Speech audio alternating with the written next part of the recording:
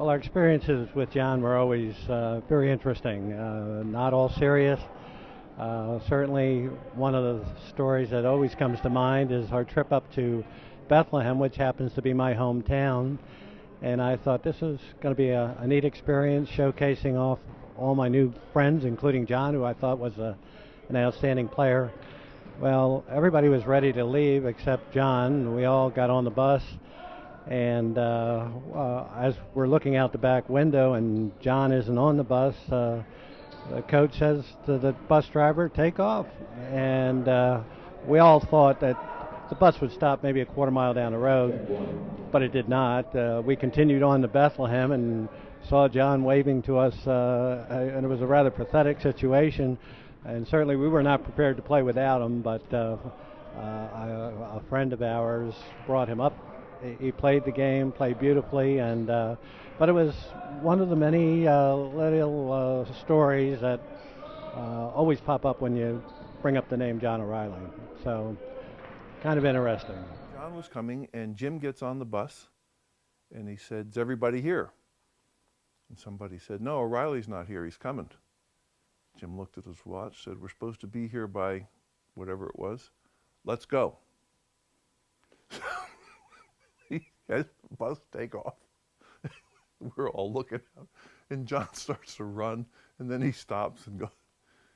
And he didn't think that the coach would leave him, but he did. And he never missed another bus, by the way, in all the years that he was there. But he had to get a ride from one of his classmates all the way up to Bethlehem, I guess Easton, somewhere in that area, and to get to the game. And I think he was humbled by it a little bit, because we weren't looking forward to too rigorous a game, and we were just cheering him on, trying to run, "Come on, catch it." He didn't make it. We left. O'Reilly was late for the bus, and I said, "The hell with him, let's go."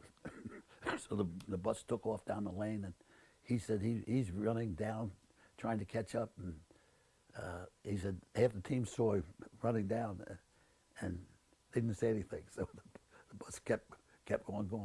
Well, in any case, he beat us up to the gym, up to Moravian. So he was there, and he played. I didn't care as long as he was there. I don't want him missing the bus ever again, but we're not waiting for him, and he could understand that. How could you leave the Big O at home? Said it's easy. Just tell the bus driver to go. Well, I was over at the pool hall, and we were supposed to be at a certain time leaving the gym, and I got lost on time. And I looked up, and I was just finishing my last game of pool, and I said, "Oh my God, I'm late." So I ran out and I ran down, and I see the bus coming down, ready to leave. It's coming this way, and it's going to go out the main road.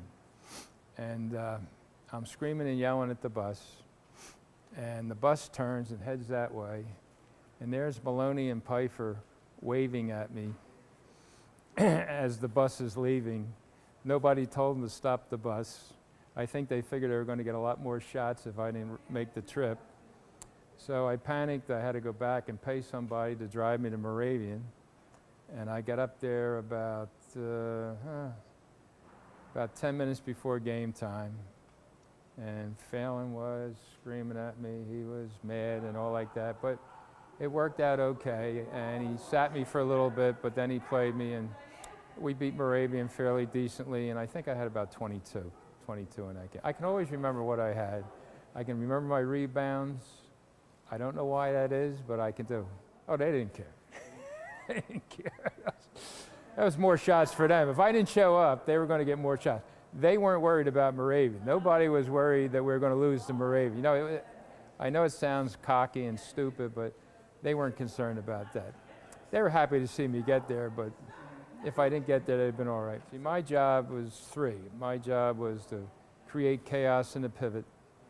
I'm the one that did that. There was nobody else that could do that. I was to be the rebounder.